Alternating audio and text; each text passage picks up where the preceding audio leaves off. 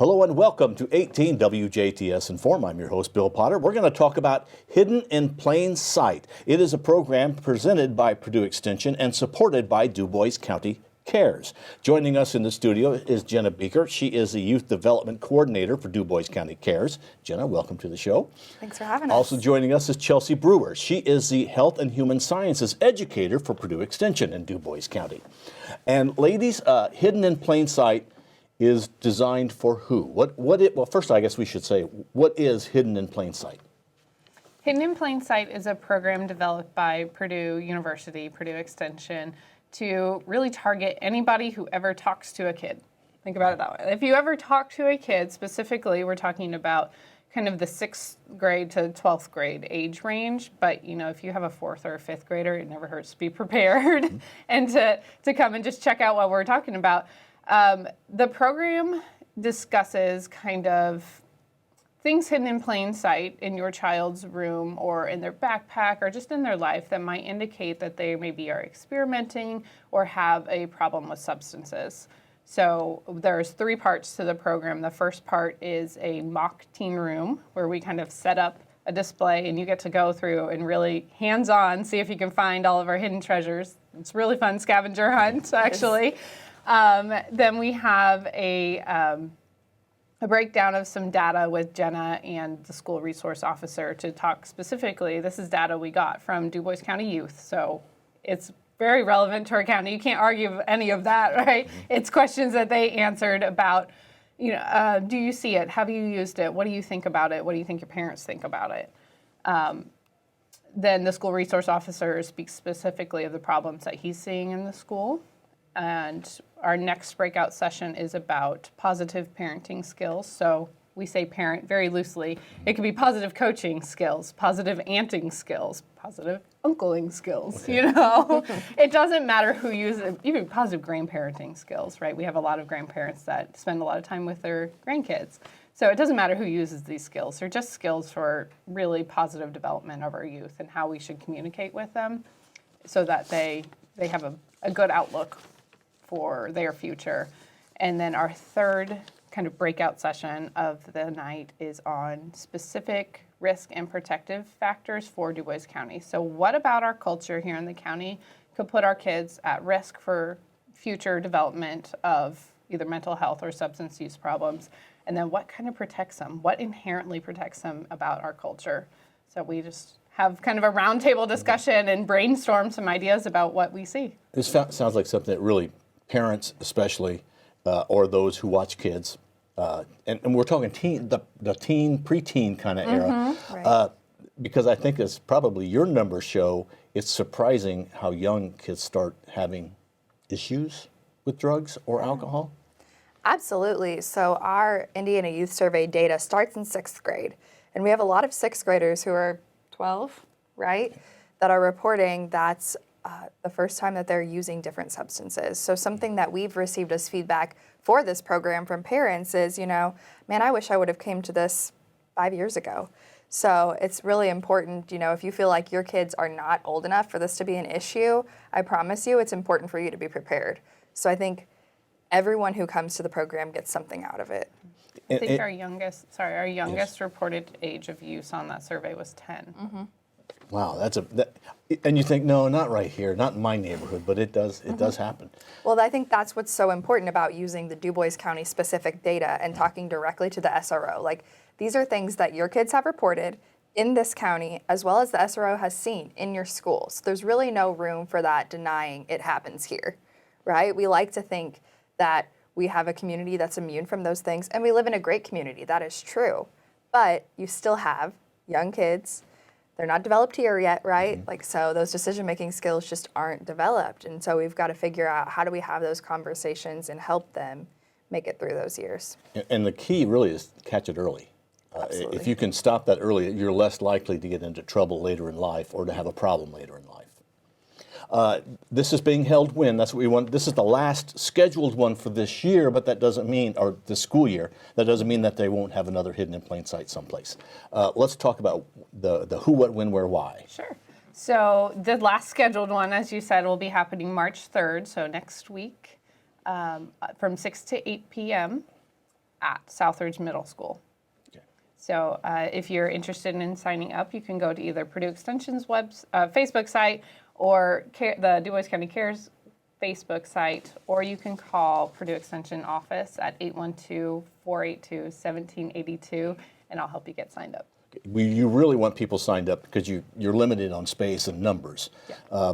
But if somebody really at the last minute goes, hey, I finally got some free time, I can go, they could probably show up. Oh, absolutely. Come and see us. Yeah. But you really would like won't them to lock you out. register. And I guess if some group or some church organization would like to have this program at their facility, you'd be willing to do that if they contact you. Mm-hmm. Yeah, give me a call and we'll set it up. Okay, so this is going to be March 3rd from 6 to 8 p.m. Eastern Time at Southridge Middle School. Now, it's at Southridge Middle School, but not exclusive to Southridge. Right. Correct. Right. So in all of our school programs, we've had that open to the entire community. So if for whatever reason, your kiddo goes to Forest Park, but they're at Southridge for some event and you can drop them off and come to the event, we don't care which school that you're affiliated with, or if you're not affiliated with a school at all in the community. Maybe you're a grandparent or someone else in the community that just wants to work with kiddos and have a better understanding. And you Please could, come. if you wanted to, you could come from another county. If you're watching this and you're in Spencer County and this is really yeah. something you're looking for, please Come take on advantage. over. Okay. Raider attire is not required. All right. Why are we doing this? Why did Purdue Extension decide to do this, and why does Dubois County Cares, which to me is obvious, does it? Why are you folks doing this? Well, Purdue Extension is a part of Dubois County Cares. We're a community partner with the coalition, so we work pretty heavily with them.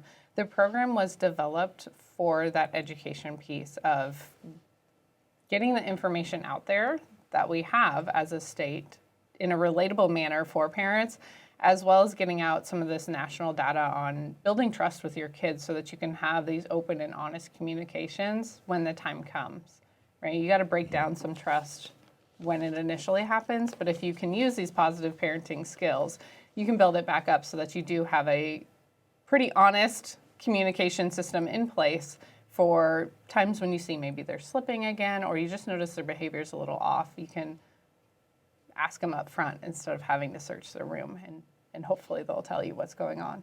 And having that conversation is so important. I work with a lot of youth, and I've talked to a lot of parents who, maybe aren't having that conversation. I'm not sure if they think their kiddos are getting that at school or where exactly that conversation is happening, but in a lot of cases it's not. And your kids are looking to you. When all of our data shows what parents perceive as acceptable use, kids are almost exactly mirroring in their own use. So you need to have those conversations and set those expectations, and your kids are looking for you to do that. Because I've talked to some kiddos that are like, well, whenever I have that conversation with my parents, and I'm like, wait a second, the parents should be initiating that conversation. So this gives you all the tools to have a successful conversation where you're setting those expectations. Your kids know the clear structure, the clear rules, and then they can make informed decisions. And this is not one of those like, we're going to keep track of everybody that's there because we know that there's problems. That's not the point of this. The point of this is simply education to come and learn, because you may go in your child's room and see a T-shirt and not really realize what the symbol on that T-shirt means. Right. What is something that may really surprise parents who come to this that they'll find kids are using to hide something? I think one thing, and it's kind of funny, it's not funny, it's interesting. Whenever parents go through the mock teenage bedroom, they always look at like our air freshener and our candles, and like they pull the air freshener out and they're like, oh, kids are huffing this. No, that's not what we have that in there for. If your kid has an abundance of things that smell good, right, what are the odors they're trying to mask? So I think that would be something, without giving away too much of our cool stuff, that parents see a can of air freshener and they think, oh, huffing. But really, is that your kid using that air freshener to cover the smell of marijuana or cigarettes or whatever they may be doing? And one idea is just to get that conversation started, which is really probably the most important thing, because, kids hear what you say. They are listening. You may not realize it, but they are listening. Absolutely. That is the biggest predictor, that data point, the biggest predictor of kids not using is having that positive parents in their life. Yes. 70% less likely. Okay, so positive parenting, which is the last component of this evening. If somebody goes to this evening, it is 6 to 8. This is not like an open house. You come in and look for 15 minutes and leave, because there is, when I say instruction, it's education. There's not a test, right? There's Right. there's nothing like that. It's just really for you to learn about what kids are dealing, and also I guess what kids are dealing with on the peer pressure end. Maybe the parents don't realize what their kids are dealing with in school. Yeah, and we talked a lot about, especially our school resource officer talks a lot about current trends. So we already know that we're behind, right? Things have evolved so much that, you could learn it today and be outdated by tomorrow. Right. So he really highlights exactly what products he's seeing in the schools so that you know what is currently out there. And There's that's some scary stuff like It powdered is. alcohol. Didn't even know it was a thing. Who know? We had to Google it at the first session. So we're You like, didn't what believe is it. this? Well, But and really, that's important, though, because we were talking about this before we started the session, is kids are smart. You cannot underestimate them. Like, they have the internet at their disposal. Like, just really making sure that you don't think, oh, my kid is not doing that. Oh, my kid doesn't know about that. Like, chances are that they do. And so I think the most important thing that I've learned with working with the youth is not to underestimate them. They are smart. well, and we keep saying schools and school resource officer, but really, I think this probably is more for taking care of things at home, or if your kids are hanging around with certain other kids, or what your kids are going to be doing over the summer, because the schools are doing a great job of trying to educate kids and to keep it under control. But it's when they go home that the schools can't control that. That's the parents, and that's who this is for. Yeah, Lisa Wilson, she's not here today, but she's the third member of our team. She always likes to say, if you're going to break their trust, do it right? Know what you're looking for. Don't go in naive and not know what product are you looking for? What does it look like? What do some of these weird mechanisms do that look just like a fidget toy? Some of them look like fidget toys. Know what you're looking for. So we're trying to bridge that gap and give you some ideas of what you're looking for. So you really will want to go to this, and hopefully you can do more of these as you go. You've done 5, one kind of each of the school areas, and I'm sure you'll continue to do this. But hopefully there's such interest, you have to do it again. And it's March 3rd. That's Thursday, from 6 to 8 p.m. Eastern Time at Southridge Middle School. Please pre-register by going to their Facebook pages, either for Dubois County Cares or Purdue Extension Dubois County, and there will be a way to register there, or just call. You said to call you, Chelsea. Call me. Okay, I'll get you signed up. 482-1782, and she'll sign you up. Anything else you ladies would like to add? So we're really excited. Hope to see you there. Yeah. Hope to see you then at the Southridge Middle School, March 3rd from 6 to 8 p.m. Our guests have been Chelsea Brewer with Purdue Extension and Jenna Bieker with Dubois County Cares. Thank you for watching 18 WJTS. We are local people watching local people.